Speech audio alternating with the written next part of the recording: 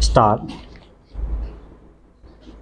भारत में शासन प्रणाली प्रमुख रूप से कार्यपालिका, विधायिका और न्यायपालिका तीन संस्थाओं पर आधारित हैं। ये तीनों राज्य के तीन अंग कहलाते हैं और संविधान में इनकी भूमिका एवं जिम्मेदारी को भली भांति परिभाषित किया गया है। इस व्यवस्था के अंतर्गत राज्य के तीनों अंगों के बीच अधिकारों का विभाजन सुनिश्चित किया गया है। संविधान में व्यवस्था की गई है कि प्रत्येक अंग अपने प्रभाव के दायरे में रहें और दो अंगों को अतिक्रमण करने से रोकें।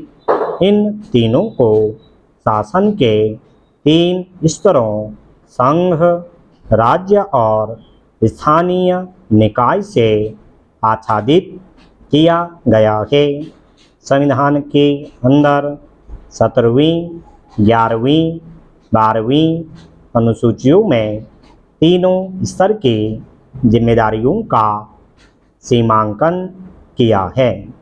इनमें से दूसरा स्तर विशेष रूप से महत्वपूर्ण माना गया है क्योंकि आम नागरिक को प्रभावित करने के अनेक विषय शिक्षा, किराया नियंत्रण, भूमि अधिग्रहण, पुलिस, जन स्वास्थ्य, स्वच्छता और विद्युत से संबंधित राज्यों के अधिकार क्षेत्र में आते हैं।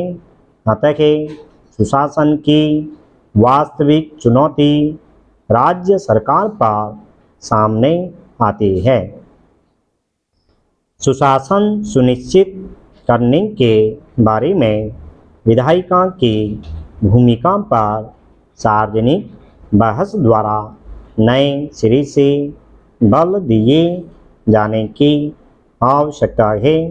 सुशासन राज्य के तीनों अंगों की परिधि के अंदर आता है, लेकिन कार्यपालिका और विधायिका की भूमिका सुशासन सुनिश्चित करने में अधिक महसूस होती है।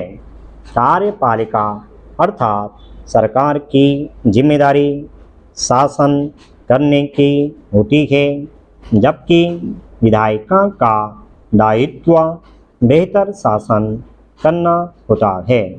भारत में कार्यपालिका को की नीति निर्माण के व्यापक अधिकार प्रदान किए गए हैं, जबकि विधायिका की भूमिका सरकारी नीतियों को मंजूरी देने तक सीमित नहीं है।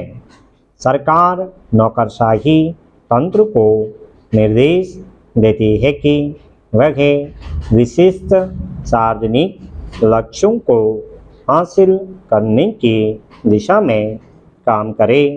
मुख्य रूप से यह दो स्तर पर होता है। पहला नीति तय करने के लिए, दूसरा कानून बनाने में किया जाता है। जहाँ तक मैं समझता हूँ, देश में नीति और कानून ज़्यादातर नौकरशाहों और व्यवसायियों द्वारा तैयार किए जाते हैं। विधायिका की जिम्मेदारी विधानों का पुनरीक्षण करने और यह सुनिश्चित करने की है कि कानून लोगों की रुचियों को ध्यान में रखकर तैयार किए जाएं। विधायिका सरकार पर नियंत्रण रखने और चौकसी, पारदर्शिता और जवाबदेही सुनिश्चित करने के प्रति भी जिम्मेदार है। सुविचारित नीतियाँ और कानून सुशासन की कुंजी होते हैं और कानूनी गलतियों को बन जाने के बाद दुरुस्त करने की बजाय उनकी निर्माण के समय विचार विमर्श के दौरान दुरुस्त करना अधिक आसान होता है। वैसे भी कानून पर उन अधिनियमों को कार्यान्वित करने के लिए नियम एवं नियम बनाने की आवश्यकता पड़ती है। इनको अधीनस्थ विज्ञान कहा जाता है, चूँकि नियम नागरिकों पर कानून के अंतर्गत अंतिम प्रभाव का निर्धारण करते हैं।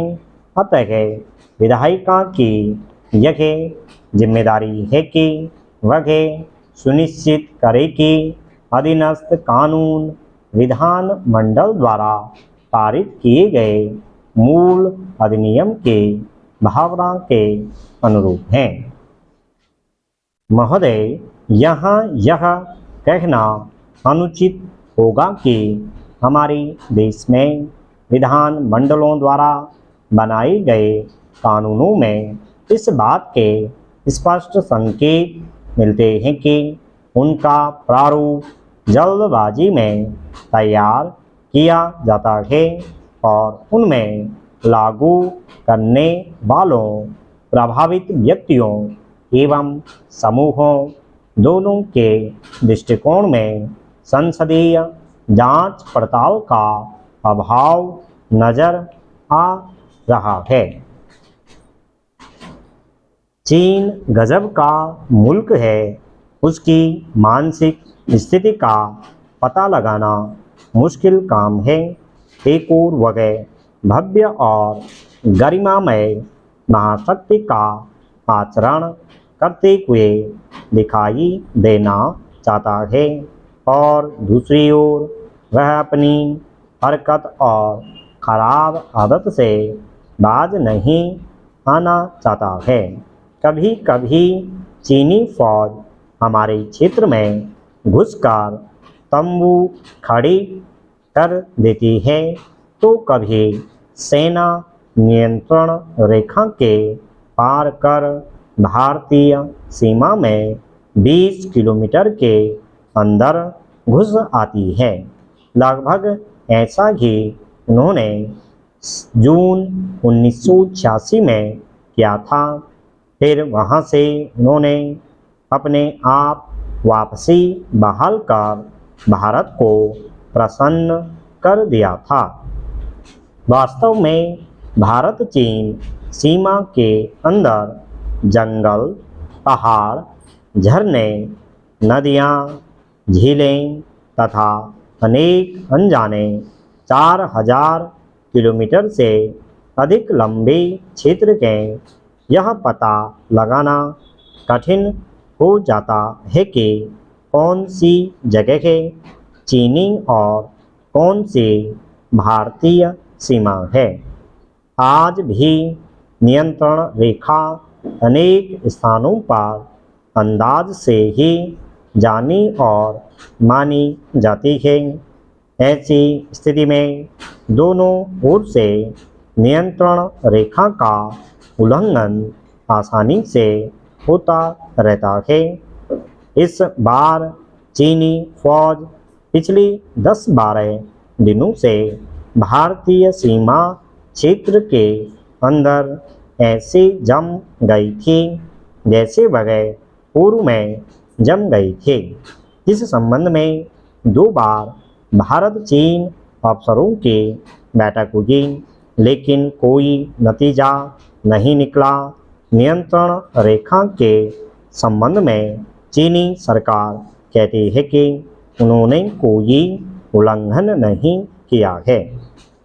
हमारे रक्षा मंत्री की चीन यात्रा और चीनी प्रधानमंत्री की भारत यात्रा तैयारी जोरों से चल रही है। यदि घुसपैठ का यह मामला तूल पकड़ ले तो दोनों यात्रा रद्द हो सकती है और दोनों के अंदर मनमुटाव हो सकता है। चीन को इसी वक्त ऐसी क्या आ पड़ी थी कि उसने उत्तेजक कार्रवाई कर डाली। चीनी फौज चीनी कम्युनिस्ट पार्टी के नियंत्रण में रहती है।